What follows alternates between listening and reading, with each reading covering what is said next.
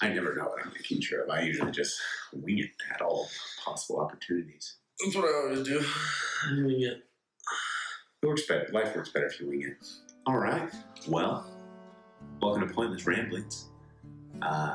Today, we are going to ramble on in a pointless fashion, talking about why winter sucks.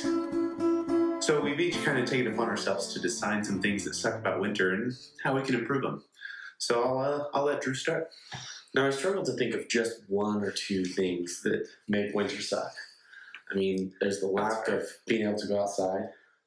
There's the lack of being able to send small humans that live in your house outside, which means they run around inside. Okay. But really, what I think one of the most annoying things about winter, what drives me crazy, is the need to scrape my windows in the morning. You know what's funny? That's actually on my list as well. Is it? Yeah, that's actually one of my 3 that I had picked as well. So let's hear what your resolution is. So, now, an obvious simple resolution would be to park my car in the garage or somewhere where it's covered. Yeah, that makes sense. But it's not going to happen. I've seen my garage, and I know this is never going to happen. I have also seen your garage. It's never going to happen. It's never going to happen for me again either, unfortunately. So I thought, the idea is, like they have, or at least they had, I don't know if they still do because I've stopped watching NASCAR, but they used to have where you peel a layer off the windscreen. You pull a sheet off, like a little plastic sheet. You pull it off, you're done, you throw it away. Does that mean you have to reapply one every day? You know, no, you just, I figured what they could do is they could just start selling really, really thick windshields. So it's like Coke, the Coke bottle glasses they have, so it's really blurry at the beginning and slowly gets clearer as you use it throughout the year. Driving around blind for the first one. So it doesn't matter if it's frosty or not. You just peel it off. Eventually you will be able to see again. They can sell prescription glasses that counteract the effect of it. Now, the funny thing is, I now own a car that I have an app on my phone that I just turn on my car and it defrosts my windows for me. So while I'm getting ready in the morning. So this has been solved, but I thought not everyone has that because most people haven't bought a new car. So they're still out there just manually scraping away. So I think this is the best possible solution. Okay. Now, I have way too many animals that live in my house. So I thought, I believe the animals during the winter, when they die, you just use their pelts and you just make a pelt blanket across your window or across your whole car. So when you get home, just pelt. Think of how much warmer your car will be because you're wearing a fur hat right now, and think about how warm your head is. It is very warm. Now you throw a giant dead cat blanket over the top. Now again, cats that died of natural causes or whatever animals you have in your home. In my house, there's an infestation. So you can use just animal pelts. I thought that was worthwhile. They used them back in the day. So again, natural causes. We're not going out of our way to. Don't go clubbing any cats. You're going to go to jail for that. But after they've passed, I thought that was the best resolution possible for keeping your car defrosted and also warm as a extra perk. So in a later episode, are we going to talk about the best way to skin a cat? No, we're not going to talk about the best way to skin a cat because I don't want to know. Okay. Well, we only had a couple in it. We've already knocked out one. So one of the biggest issues is your stupid defrosted or frosted windshield. Yeah. Okay, and I know you and I on our second one had already talked a little bit, just roughly, that it's the same as well. And it has to do with driving in the winter. Now, driving in the winter is absolutely horrible. Some people are driving too slow. Some people are driving too fast. There's no real good middle ground. So I decided there should be a resolution to this. What is your resolution? My resolution is we should all have these. They can be removable, right? Just these temporary bumper things that we put around the outside, basically like a bumper car. Yeah. So as you're driving in the snow, you just kind of nudge people that you don't think are driving well, and they just kind of roll off the side. Now, they might have to, add some bars along the side of the road so people just hit those rather than running into people. Yeah. But I think that's the best way, you're driving too slow, just, and then you just keep on rolling. They just slide off the road, get out of your way. Yeah.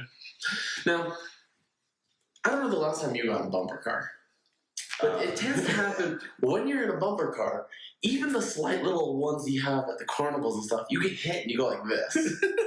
So I see there being a small problem, very small. I think this is very fixable, very fixable problem. Neck braces.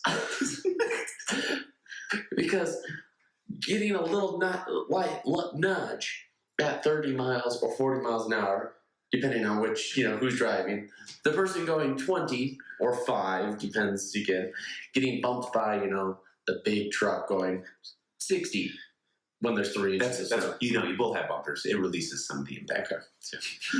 Now, it seems to be a common theme that the second person to go uses animals in the solution to their problem. I am very curious. So driving, terrible.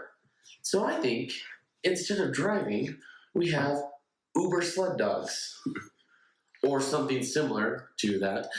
And so Uber cat sleds. I've got an excessive amount of cats in my house. Please use them. I'm not sure the cats are going to quite get enough drive. I said infestation. There's too many. Yeah. You could get enough. But in the morning, you wake up, you realize it snowed. Instead of going to work, scraping off your car. You've killed 2 birds with 1 stone already. Getting into your car, driving in the treacherous roads, you order your sled dogs. They come over, they pick you up, you get bundled up in your thing, you put on your fur hat, and they take you to work. They call it Sluber. It's a good name. Sluber. All right, Uber. We should trademark this. Probably. Shark Tank, if you're watching any of these ideas, just reach out to us. Our contact information is on our channel. Okay.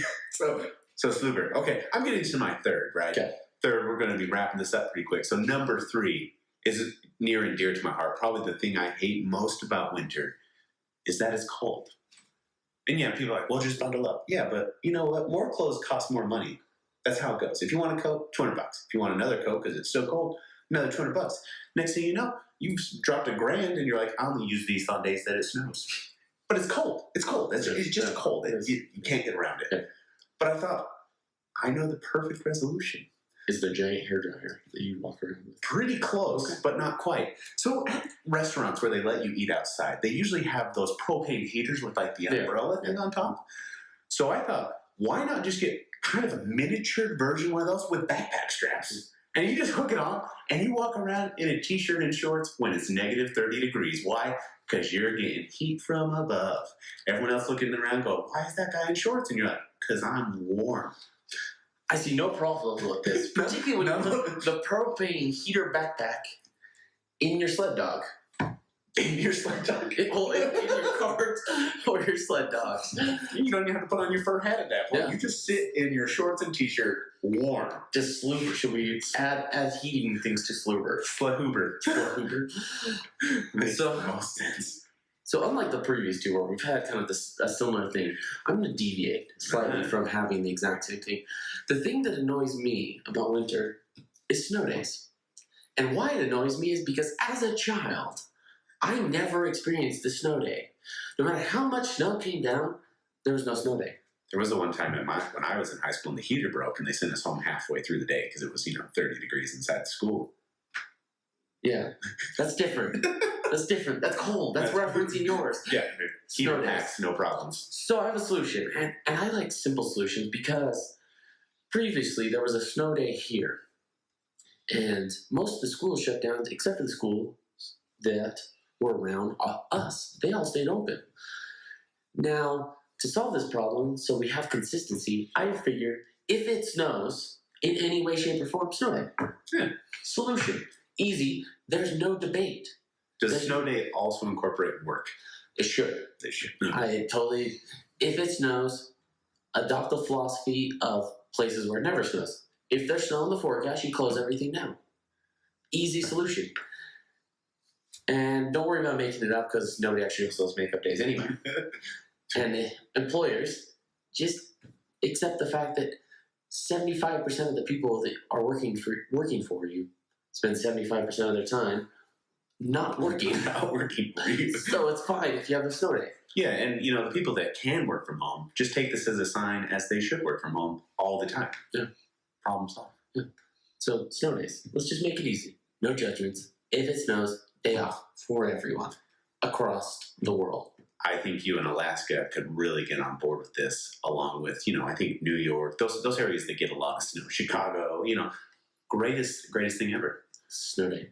So winter sucks. That's how it goes. But if you can find it in your heart to accept our resolutions, you will find that winter can be more enjoyable. That's what I'm going to do. More enjoyable. More enjoyable. And now is the time to start putting in these processes to fix winter. Now, as winter ends, get going on it so it's prepared and ready for next winter. Yep. Winter's coming.